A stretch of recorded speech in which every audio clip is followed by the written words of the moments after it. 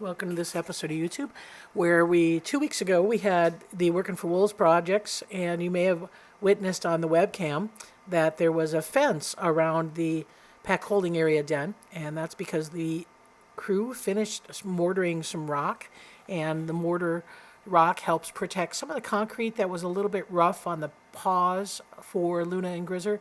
Also, keep in mind, this is where the pups will be managed in the 2020 summer, and so we're kind of getting things ready, even though now it's 2018, but we don't have a lot of time. Sometimes when pups come, things are happening pretty fast, so it's nice to get some of this rock work done and making everything safe for animals to climb, and giving them a backdrop or kind of a ramp off the back of the den is one of the big projects that happened a few weeks ago.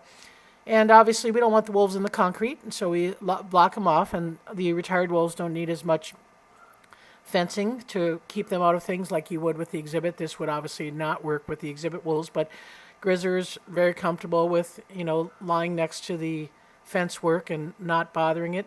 Luna was a little bit more inquisitive as far as what was going on and what was that big area there, but she dealt with it as well. And we just needed time for that mortar to dry so that it wouldn't get in their coat, that they wouldn't scent roll on it or anything like that. So basically, the Working for Wolves project finished up on Sunday by noon. We left it in then until Monday's wolf check when we started to move the panels out. And I wanted to say in YouTube that, the Working for Wolves project is a great opportunity for people to make a contribution that impacts the quality of the animals' lives, and especially for Grizzer, having a ramp up in the back of the pen that gives them freedom to move, makes them, gives them an escape route if Luna starts to get a little bit possessive and things. So that's a great project, but I certainly want to honor the wolf care staff who volunteer here on a weekly basis. And we have 13 people in wolf care. There's only 2 paid wolf care department staff members, myself and Cameron. The other people are all donating their time. And so I really, we couldn't run this place without those wolf care volunteers who give up their time to not only do meds for the wolves 365 days a year, to check the wolves for any kind of issues, to help with socialization, to help with just basic care, but also to go above and beyond and try to make this facility as comfortable for the wolves as possible. So even though Working for Wolves was a weekend, we're doing work pretty much every day of the week. And so you can see Luna having no problem in checking out the project and making sure that everybody did it right, and climbing over things and in things and around things. Grizzer a little bit more reserved. That's definitely a different personality. Plus, obviously, Grizzer's got a little more vulnerability with his vision not being as good.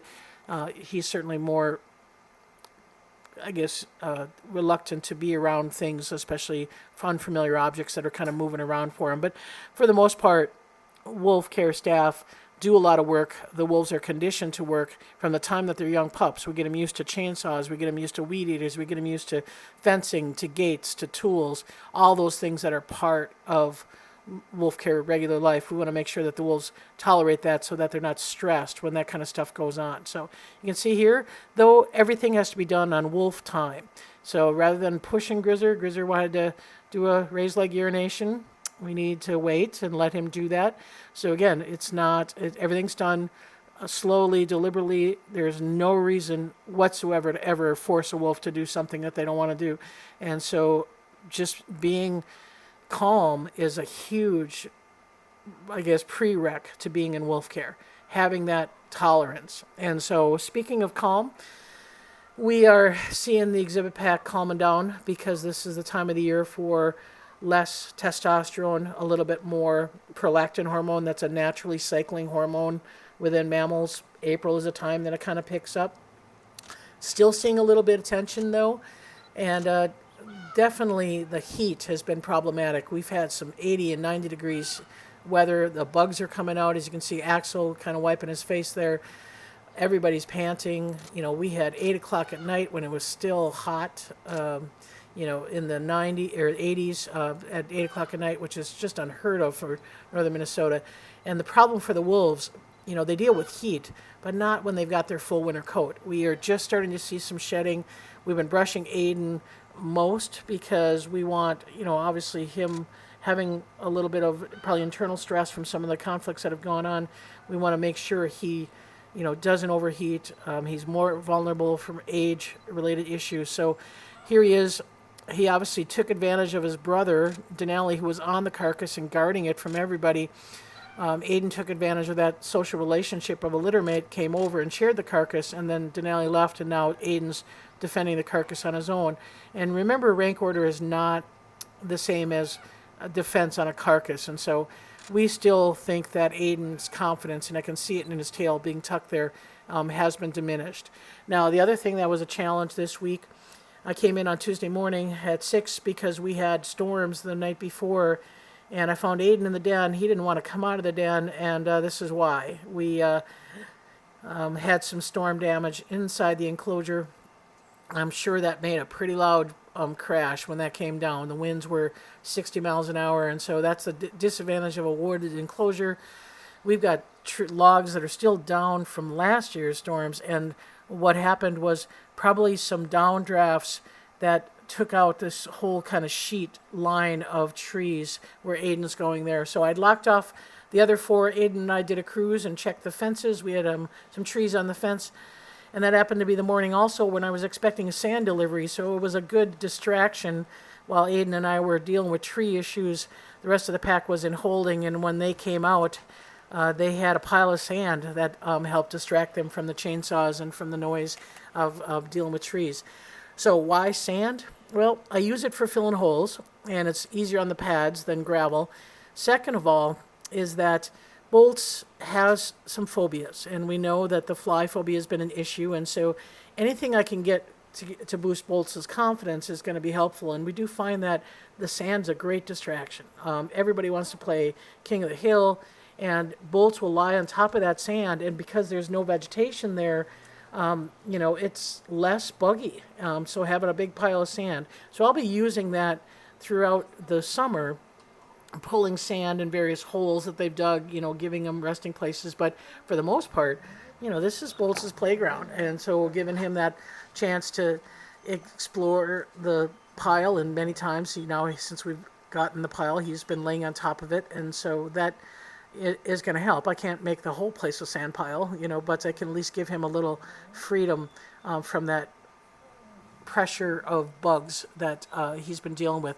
And he's getting a little bit better. I think, to some extent, the bubbles may have helped. I haven't really started the bubbles yet just because it's been one thing after another as far as things breaking here. So facilities, we've been here since 1989, and there's no doubt age is showing on the exhibit. So a lot of repairs. We got a new misting system in. Got to do a little tweaking on that to work. And that's the other nice thing is the mister should cast some moisture right over that sand. That's going to also help keep them cool. So like I said, Bolts is doing okay. I've been watching for that kind of isolationism, that hiding, that tucking his tail and running.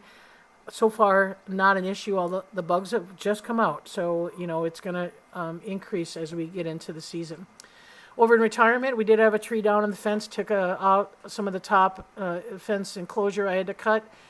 Grizzer loves when you cut trees in his enclosure, especially balsam, which has a very strong pitch smell. So he's been rolling in balsam pitch on the stump. He's given another spot to raise like urinate and scrape the ground and broadcast his scent. So as far as he's concerned, tree damage is something that we should do every day, giving him that chance to smell those things and be able to interact.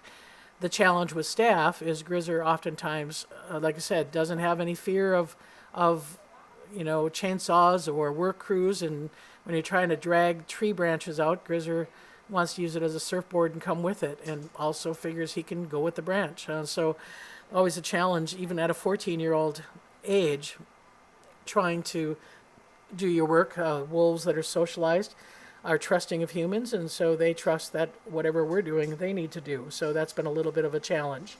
So as far as weights here, we did get some weights today. Luna still at around 109. We're still trying to shoot for under 100 for her. Thyroid is not a problem, so that isn't an issue. We've now dropped her down to about on average between 1 to 2% of her body weight for raw diet, which is very, very low. Typically it's around 2 to 3%. We're between 1 and 2%, so we're going to try that and continue to hopefully try to see some weight loss.